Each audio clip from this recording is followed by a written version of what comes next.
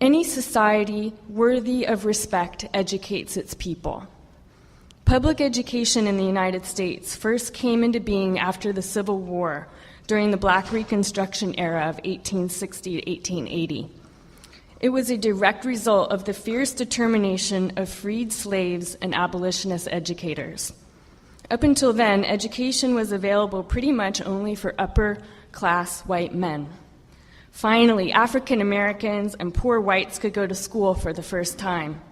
Women, too, also excluded, organized and began to make inroads into the classroom.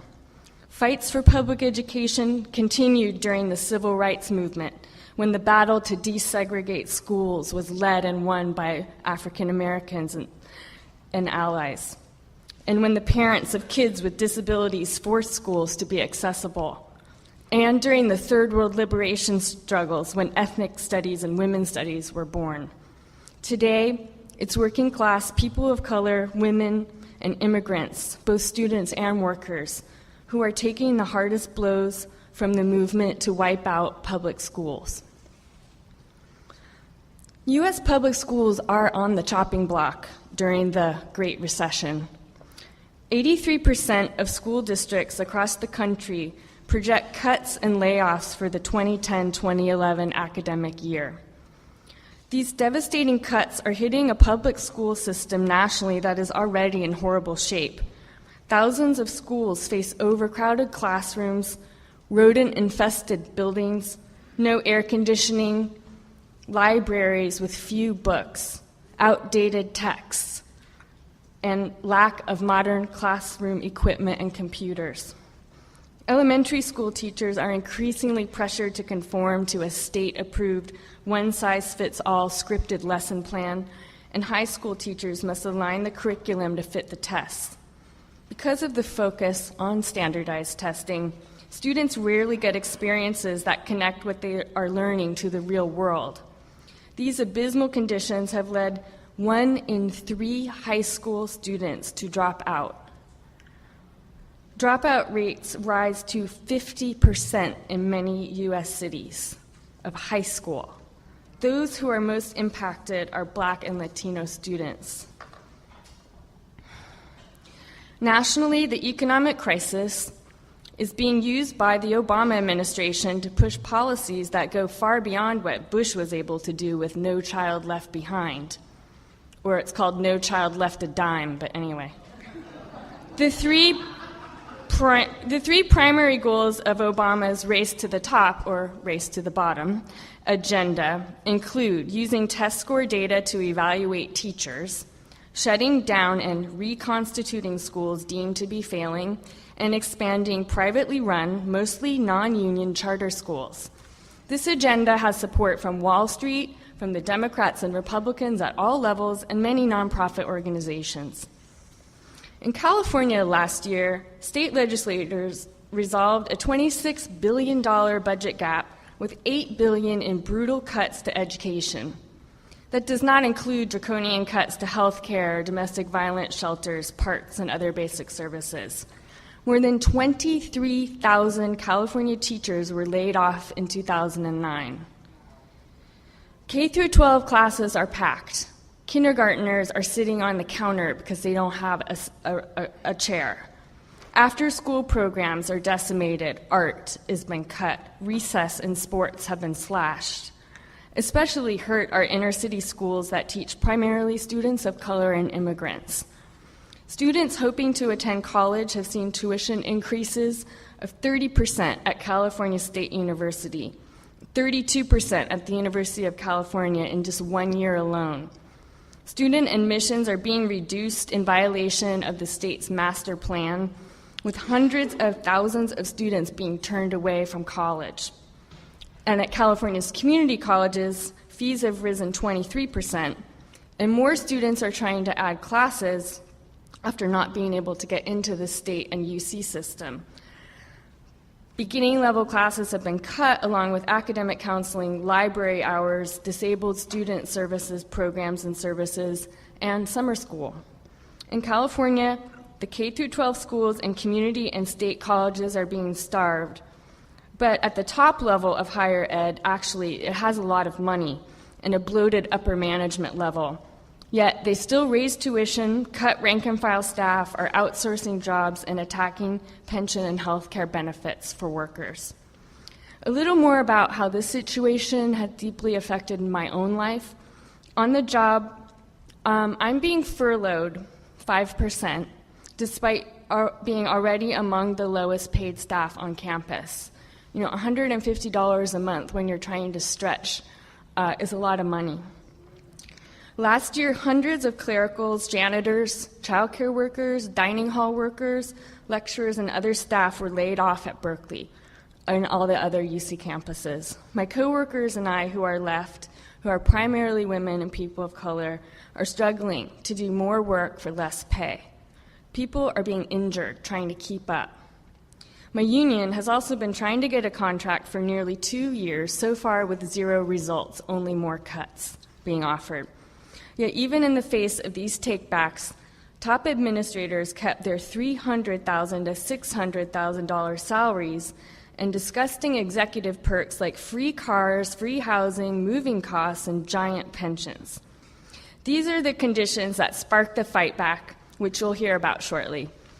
And things are not looking much better this fiscal year, with California facing another $20 billion shortfall. But is the state really broke? Okay, thank you. California is the 8th largest economy in the world. The state's budget crisis is the excuse that both Democrats and Republicans are using to decimate public workers, unions, and services and public schools. Not providing adequate funding to schools just sets them up for failure and therefore privatization schemes, from contracting out services and union busting to private-public partnerships. Increasing privatization makes knowledge a commodity instead of a public good, where only students willing and able to pay are seen as deserving an education. California's crisis, like that of every other state, is the result of the worldwide recession brought on by capitalism's failure, with its chaotic boom and bust cycles. California is especially reeling, with over 12% unemployment and the highest mortgage foreclosure rate in the country.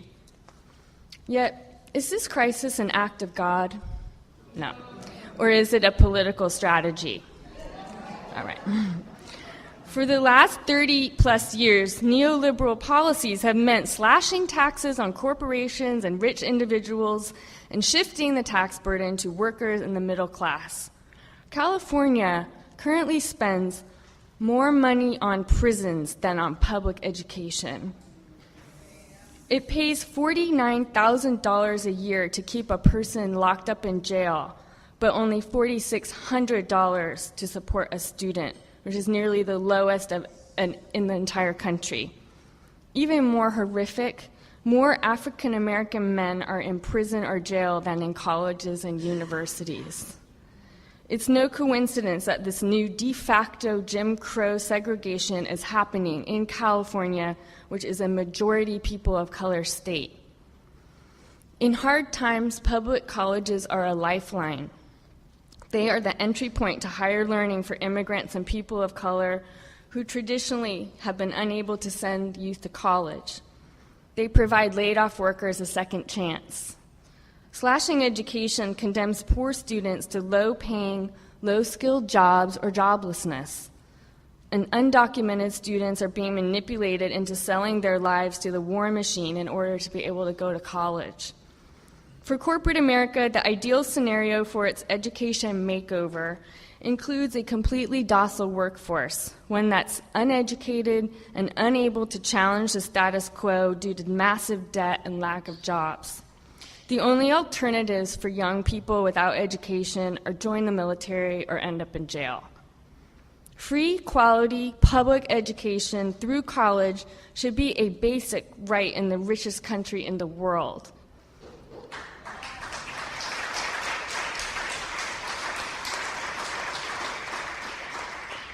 Even impoverished Cuba prioritizes and provides that, as we heard earlier. The FSP sees the attacks on public education as above all a direct assault on the working class, and particularly people of color, women, queers, and poor and marginalized communities.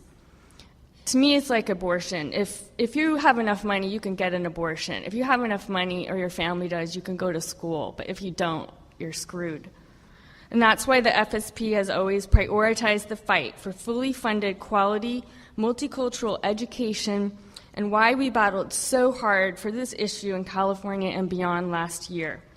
I feel so grateful to be part of a party that has shown the way and trained me in all aspects of movement building. Our approach to campus struggles has always been to unite student, staff, and faculty against the administration, and to look out for those hardest hit, and be open radicals in the fight. Just to name a few examples of other public education fights waged and led by FSP, the battles in 1970s at the University of Washington for fair unionization and comparable worth, Comrade Merle Wu's successful cases against UC in the 1980s, where she was fired due to race, sex, sexuality, and political ideology discrimination, but she fought back and won, not once but twice, which is unheard of, along with a lot of help. And also the fight to save affirmative action and ethnic studies in the 90s.